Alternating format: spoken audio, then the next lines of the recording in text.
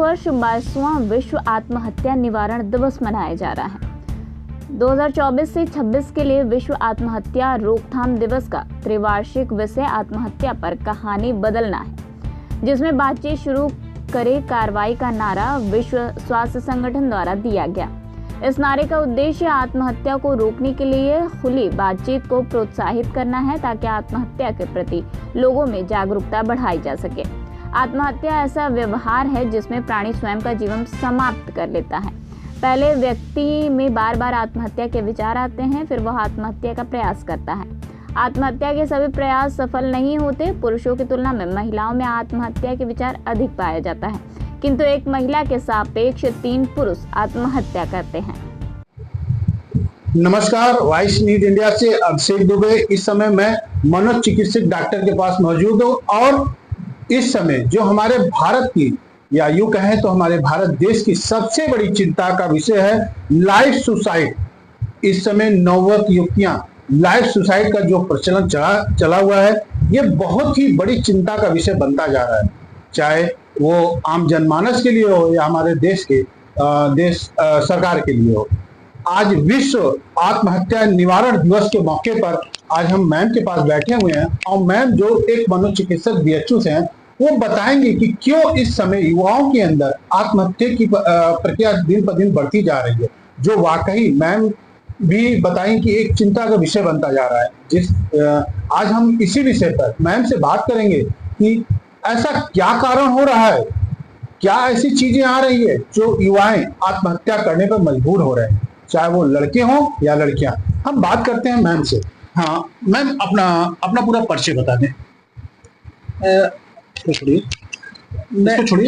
अपना पूरा परिचय बताएं। मैं डॉक्टर इंदिरा शर्मा, बनारस हिंदू यूनिवर्सिटी में मानसिक रोग विभाग में अध्यक्ष रही हूँ और इस समय मैं professor emeritus national academy medical sciences India में हूँ। मैम, बात की जाए तो आज विश्व आत्महत्या निवारण दिवस मनाया जा रहा है और इस मौके पर आज आपसे एक विशेष बात करने आए हैं कि क्या ऐसा कारण है कि जो युवा युवतियां आत्महत्या करने पर मजबूर हो रहे हैं।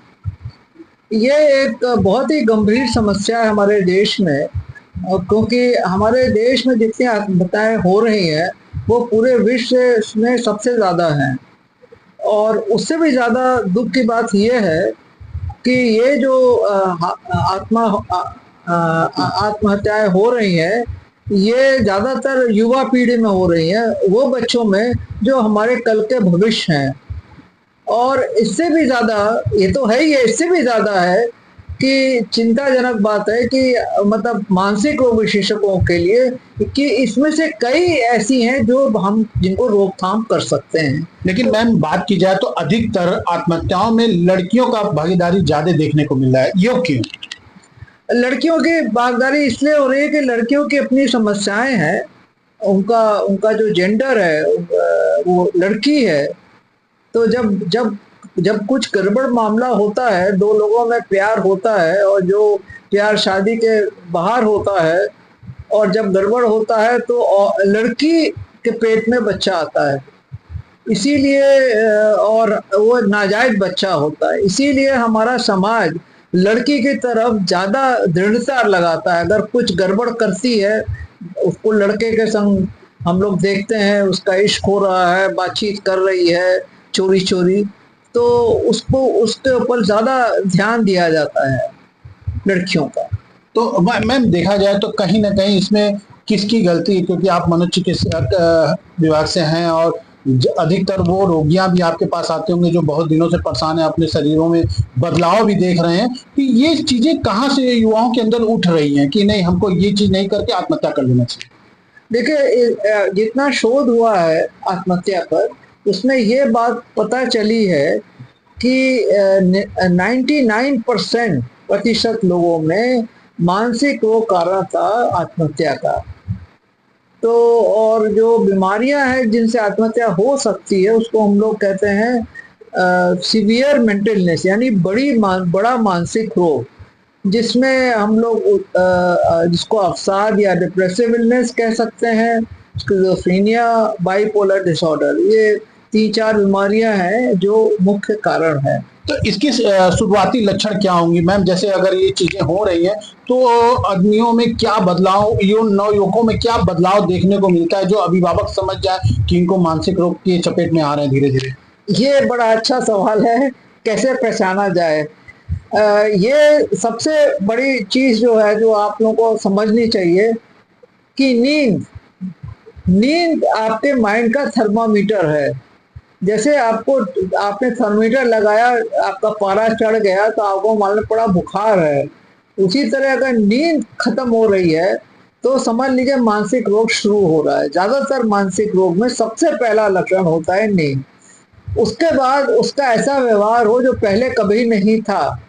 अगर कोई बड़ा बर्ताव उसके व्यवहार में देखते हैं तो खतरे की घंटी बज गई, समझ लो मानसिक रोग है।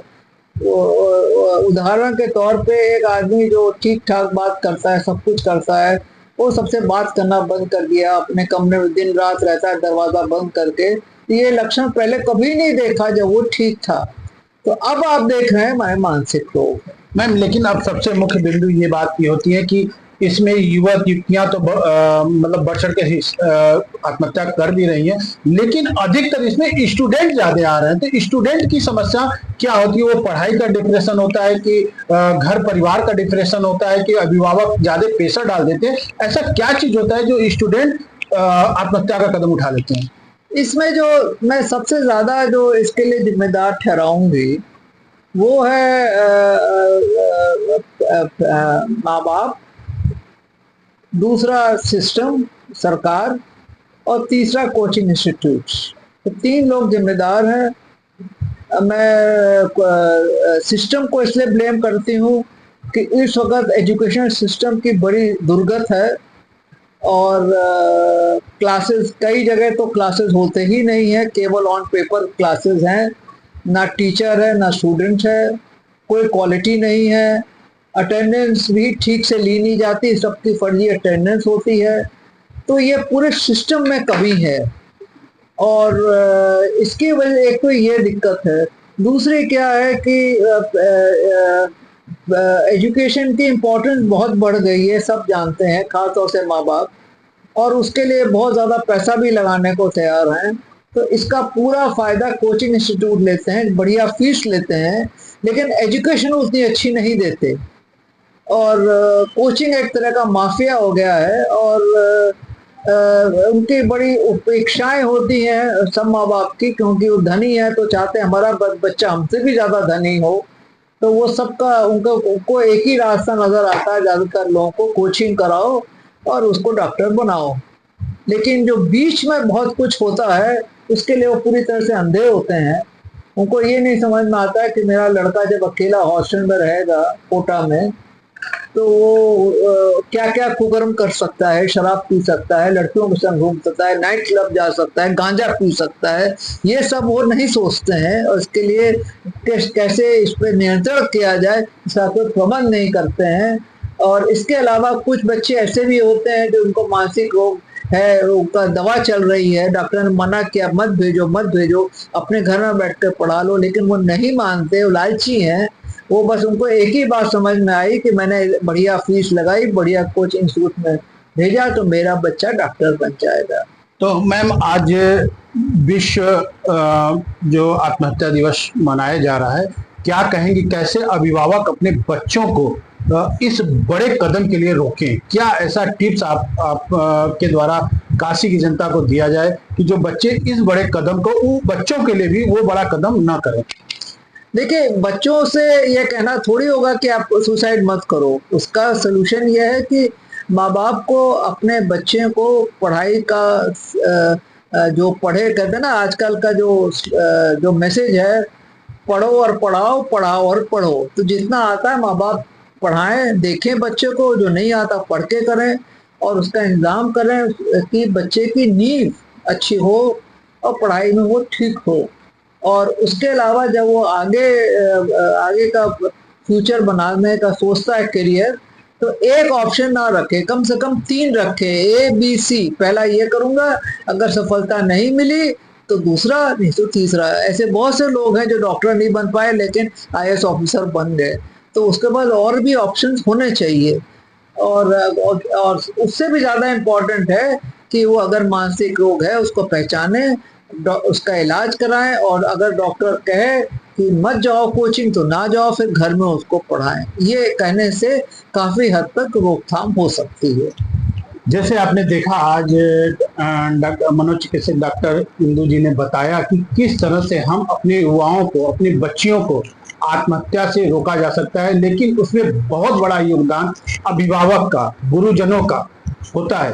क्योंकि अगर अभिभावक समय पर बच्चों को ध्यान दें कि बच्चे किस एक्टिविटी में जा रहे हैं, तो उसके बाद तुरंत वो डॉक्टर को दिखाएं, और डॉक्टर दिखाने के बाद डॉक्टर के परामर्श से उनके चीजों को, उनके बातों को फॉलो करवाएं बच्चों को, तो एक बड़ी घटना घर में होने से बच सकती है। वाराणसी से अभिषेक दुबे, वॉइस इंडिया न्यूज।